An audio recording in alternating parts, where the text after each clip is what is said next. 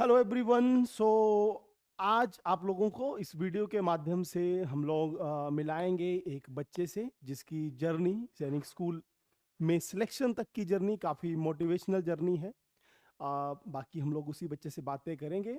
तो आज हमारे साथ है सैनिक स्कूल सिलेक्शन 2024 और 25 का एक कैंडिडेट जिस बच्चे का नाम है पांशुल। ये है पांशुल। और पांशुल की सिलेक्शन हुई है सैनिक स्कूल सुजानपुर टीरा में। इस बच्चे की जैसे मैंने बोला कि एक काफ़ी मोटिवेशनल एक स्टोरी हम लोग बोल सकते हैं। उसके पीछे का रीज़न ये है कि इस बच्चे की जो सिलेक्शन हुई है, जो इसकी बेसिक एजुकेशन है वो है गवर्नमेंट स्कूल से।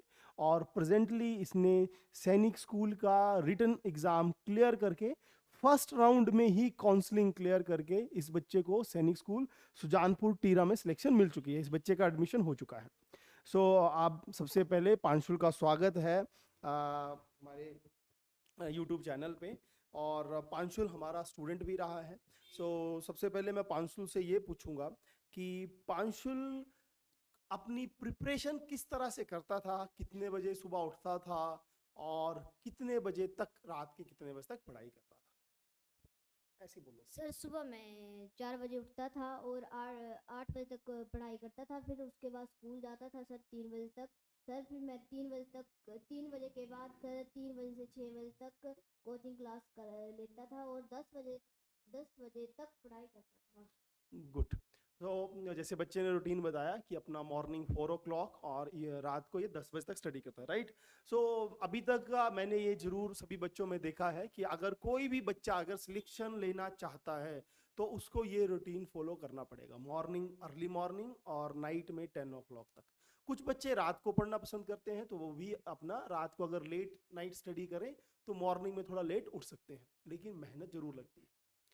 अभी एक और इम्पोर्टेंट बात है कि पांशुल ने जो अपनी तैयारी स्टार्ट की थी, कौन सी क्लास से अपनी प्रिपरेशन स्टार्ट कर दी थी तैयारी, और स्टार्टिंग के डेज में कौन सा सब्जेक्ट जो था वो पांशुल को काफी चैलेंजिंग लग रहा था, तो बताओ पांशुल। सर मैंने क्लास 4 से कोचिंग स्टार्ट की थी।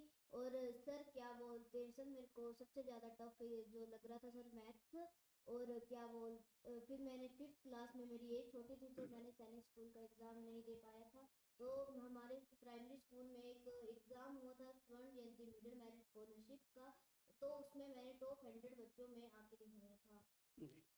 ये काफ़ी इंपॉर्टेंट बात है कि पांचुल ने जो अपनी प्रिपरेशन थी, इसकी प्रिपरेशन क्लास 4 से स्टार्ट हो चुकी थी। क्लास 4 से बच्चे ने अपनी प्रिपरेशन स्टार्ट की, देन 5th में भी तैयारी करता रहा, लेकिन 5th में एज छोटी होने की वजह से इस बच्चे का नवोदय का एग्जाम नहीं हुआ था। बेसिकली बच्चा अगर नवोदय भी अपना अगर देता एग्जाम तो उसको भी क्लियर करता, लेकिन क्योंकि नवोदय के कुछ रूल्स हैं तो उस एज में ना आने की वजह से कक्षा 5th में ये नवोदय का एग्जाम नहीं दे पाया और सैनिक का भी नहीं दे पाया। और जैसे ही कक्षा 6th में हुआ तो फिर से नवोदय के रूल्स में ये फिट नहीं बैठा, क्योंकि इसकी एज तो होगी लेकिन इस बार कक्षा 5 में ना होने की वजह से ये नवोदय का एग्जाम नहीं दे पाया। लेकिन सैनिक का जैसे ये प्रिपरेशन कर रहा था अच्छे से, तो इसने सैनिक का एग्जाम दिया और कक्षा 6 में वो एग्जाम इसने क्लियर किया। और उसी के साथ बीच में बच्चा, जैसे मैंने बताया कि और पांशुल ने भी बात बताया कि इसने स्वर्ण जयंती मिडिल मेरिट स्कॉलरशिप स्कीम है, जो गवर्नमेंट स्कूल के स्टूडेंट्स के लिए होती है। बच्चे ने कक्षा 5 में वो एग्ज़ाम दिया था और उसके 2 राउंड्स होते हैं। फर्स्ट राउंड इसने क्लियर किया, देन सेकेंड राउंड में पहुंचा और सेकेंड का भी रिटर्न क्लियर किया। और उस बेस पे बच्चे को एक स्कॉलरशिप भी मिली, जिसके अंडर नियर अबाउट इसको 2.5 लाख से लेकर 3 लाख के बीच में 3 ईयर्स तक, दैट मीन्स 6th 7th और 8th ग्रेड तक इसको जो है वो स्कॉलरशिप मिलनी है, राइट। जिसमें पर मंथ का कुछ अमाउंट डिसाइड होता है जो बच्चे के अकाउंट में आता है। इसके साथ साथ बच्चे ने अपना सैनिक स्कूल का परीक्षा भी पास की। तो अभी मेरा क्वेश्चन है कि पांसुल को सबसे डिफिकल्ट सब्जेक्ट कौन सा लग रहा था। Sir math. मैथ्स। तो जैसे क्योंकि पांशुल को 4th 5th और 6th तक हम ही ने ही ट्रेन किया है, क्रैकर कोचिंग इंस्टीट्यूट में इसको ट्रेनिंग मिली है। बेसिकली जब बच्चे कक्षा 4 में थे और क्योंकि जो भी ये छोटे बच्चे हैं, अगर कक्षा 4 में आज से 3 ईयर्स बैक था तो एक कोविड जो था तो उसमें स्कूल्स वगैरह क्लोज थे। तो बच्चों का बेस जो, हर स्कूल के बच्चों का जो बेस था, जो एक बेस होना चाहिए उस लेवल का बेस नहीं था। बच्चों को इवन प्लस माइनस मल्टीप्लिकेशन छोटे छोटे मैथ्स के क्वेश्चंस बोलें या कुछ और सब्जेक्ट की बात करें तो उसमें बच्चे काफ़ी वीक हो गए थे। लेकिन इस बच्चे ने वहाँ से जब इसको सोर्सेज मिले, जब एक अच्छी डायरेक्शन मिली बच्चे को, एक अच्छी गाइडेंस मिलना स्टार्ट हुई इंस्टीट्यूट की तरफ से, तो इसने सारी चीज़ें सीखना स्टार्ट किया। बीच में कई बार बच्चे हैं अगर वो गड़बड़ भी होती है, जो क्योंकि जर्नी है तो ऐसा नहीं है कि हर बार ही अच्छा करेंगे। मीन्स बच्चा लगा रहा, जिसकी बेस्ट क्वालिटी थी कि ये लगा रहा। और इसी के साथ और भी कुछ बच्चों ने, इसी के स्कूल से कुछ बच्चों ने प्रिपरेशन स्टार्ट की थी, लेकिन उनमें से पांशुल ही है जो अपना फाइनल जो है वो एक अच्छा रिजल्ट तक पहुंच पाया। बाकी बच्चों ने मेहनत की, उनके भी कंसेप्ट अच्छे हुए नो डाउट, लेकिन इस बच्चे ने सैनिक स्कूल का एग्जाम क्लियर करके साबित कर दिया कि अगर लक्ष्य हम डिसाइड कर लें और अगर हम मेहनत करने के लिए तैयार हों, और साथ में एक और बड़ी ज़्यादा इंपॉर्टेंट बात है, अगर आपको डायरेक्शन अच्छी मिले, that is very very important point. किसी भी लक्ष्य को अचीव करने के लिए मेरा मानना है एक चाहिए हमारे अंदर जिद उस लक्ष्य को पाने की, और उसके साथ साथ आपको डायरेक्शन, अगर डायरेक्शन मिल जाए, सही डायरेक्शन मिल जाए जो इस बच्चे को इंस्टीट्यूट की तरफ से मिल रही थी, तो हर बच्चा जो है वो अपने लक्ष्य को भेज सकता है। जैसे अगर आपको महाभारत का युद्ध भी माइंड में हो, सबको पता है महाभारत का युद्ध, तो उसमें भी हमें ये देखने को मिलता है कि एक तरफ कौरव थे, एक तरफ पांडव थे। पांडव वीक थे, लेकिन उनको डायरेक्शन थी भगवान कृष्ण की। पांडवों की सेना कमजोर थी, कौरवों की सेना काफी मजबूत थी और काफी बड़ी थी, लेकिन जो डायरेक्शन थी कौरवों को श्री कृष्ण भगवान की डायरेक्शन नहीं थी, पांडवों की साइड थी वो डायरेक्शन। और उसी डायरेक्शन की वजह से सारा का सारा युद्ध जो था, फाइनल जो उसका निर्णय हुआ वो पांडवों के पक्ष में हुआ, विक्ट्री पांडवों की हुई। तो इस छोटी सी स्टोरी से मैं ये बोलना चाहूंगा कि लक्ष्य भेद करने के लिए हमेशा हमें एक राइट डायरेक्शन की जरूरत पड़ती है। और मुझे ये पूरे इस बात पे मैं पूरा कॉन्फिडेंस से बोल सकता हूँ कि सैनिक स्कूल आरएमएस जैसे एग्जाम के लिए क्रैकर कोचिंग इंस्टीट्यूट बैजनाथ से जो डायरेक्शन मिल रही है उसमें बच्चे अपना बेहतरीन रिजल्ट दे रहे हैं।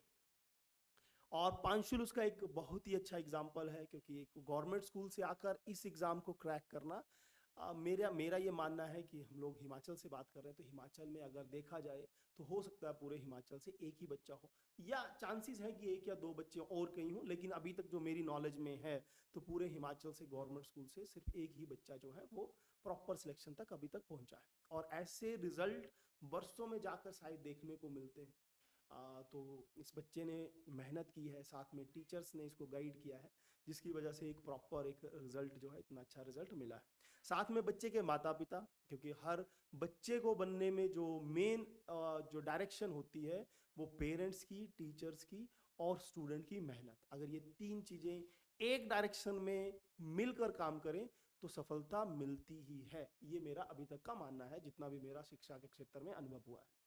तो इस बच्चे के माता पिता भी जो बातें हम लोग बता रहे थे कि बच्चे को इतने बजे उठाना है, इस तरह से पढ़ाओ, या ये हॉलीडेज मत करना है, अगर हम कभी उसको बोल रहे हैं कि जल्दी आना है, तो ये सारी बातें पेरेंट्स भी पूर्ण जब सहयोग देते हैं और बातें समझते हैं तो ही एक अच्छा रिजल्ट मिलता है। पांशुल ने भी अपने पेरेंट्स की बात मानी, अपने टीचर्स की पूरा कहना माना, जिसकी वजह से ये रिजल्ट मिला। तो अब जो थोड़ा पांशुल से भी पूछते हैं कि क्रैकर कोचिंग इंस्टीट्यूट बैजनाथ से पांशुल को मैथ्स को इजी बनाने में, क्या पांशुल को जो मैथ्स का इसका सब्जेक्ट था स्टार्टिंग में सबसे डिफिकल्ट था, क्या वो बाद में इजी लगने लगा पांशुल? यस सर, सर मेरे जो भी डाउट होते थे वो सर मैम क्लियर करते थे, और सर मेरे को बहुत ही अच्छे से तरीके से पढ़ाते थे मैथ, और सारे ही क्वेश्चन मेरे को बहुत अच्छे ही तरीके से समझाते थे। क्योंकि आप भी जानते होंगे गवर्नमेंट स्कूल से जब बच्चा आता है तो सबसे ज़्यादा तो उसको एक चैलेंज आना स्टार्ट हो जाता है वो क्वेश्चन का अंडरस्टैंडिंग में, क्योंकि गवर्नमेंट स्कूल में या बाकी स्कूल में हमने देखा है कि बच्चों के माइंड उस लेवल से डेवलप नहीं हो पाता है। और कंपिटिटिव एग्जाम में तो क्वेश्चन की अंडरस्टैंडिंग होना काफी इंपॉर्टेंट है बच्चों को, क्योंकि इसने एग्जाम भी मैथ्स का इंग्लिश मीडियम में दिया है। Yes sir. तो उस क्योंकि हिंदी मीडियम में, क्योंकि स्कूल्स में मैक्सिमम गवर्नमेंट स्कूल में हम लोग हिंदी में चीजें स्टडी करते हैं, और उससे शिफ्ट करना इंग्लिश में और फिर शिफ्ट करके कंपिटिटिव एग्जाम क्लियर करना, वो अपने आप में एक काफी बड़ी सक्सेस है और इस बच्चे ने करके दिखाया है। तो मेरा ये मानना है कि अगर हम लोग ठान लें और अगर हमें डायरेक्शन अच्छी हो तो हम लोग कोई भी गोल भेज सकते हैं। पांशुल को क्या लगता है, ऐसा पॉसिबल है? Yes sir. Okay good. So अभी पांशुल का जैसे मैंने बताया सैनिक स्कूल सुजानपुर टीरा में सिलेक्शन हुआ है और अभी पांशुल का एक ड्रीम भी है। सो पांशुल से पूछते हैं कि पांशुल बड़ा होके क्या बनना चाहेगा? सर मैं बड़ा होकर लेफ्टिनेंट बनना चाहता हूँ। सो इतनी छोटी एज में पांशुल के पास एक ड्रीम है और वो ड्रीम है कि इसको बड़ा होकर एक लेफ्टिनेंट बनना है, सेना में लेफ्टिनेंट बनना है। सो आई विश पांशुल अपना जो सपना है, इसका जो सेना में एक अच्छा अधिकारी बनने का इसका सपना है, लेफ्टिनेंट बनने का ड्रीम है, उसको ये जल्दी ही अचीव करेगा। और मेरा ये मानना है कि सैनिक स्कूल में जाकर इस बच्चे को अपने गोल को पाने के लिए जो डायरेक्शन है वो भी काफ़ी अच्छे से इसको मिलेगी। सो इन द एंड मैं यही बोलूँगा कि पांशुल गुड, अपने लक्ष्य पे टिके रहना है, ठीक है। जो आज हम लोग बात कर रहे हैं ये चीज़ भी पॉसिबल करके दिखानी, ठीक है। आज से 3 इयर्स बैक हम लोग बात कर रहे थे कि सैनिक स्कूल में सिलेक्शन लेनी है, ठीक है, और हम लोग जिद से मेहनत कर रहे थे, ठीक है, दिन रात काम कर रहे थे और फाइनली हमने सिलेक्शन ली। अभी एक और चीज़ हम लोग डिसाइड कर रहे हैं कि पांशुल का ड्रीम है कि इसको लेफ्टिनेंट बनना है। सो डायरेक्शन इसको अच्छे से स्कूल से मिलेगी, राइट। बीच में कभी भी अगर पांशुल को ज़रूरत पड़ेगी तो पांशुल को फुल सपोर्ट मिलेगी इंस्टीट्यूट की तरफ से, जो भी इसका आगे आने वाली लाइफ में गोल होगा। सो अच्छे से तैयारी करते रहो और इसी तरह से लाइफ में चीज़ें अचीव करो, ठीक है। Good luck.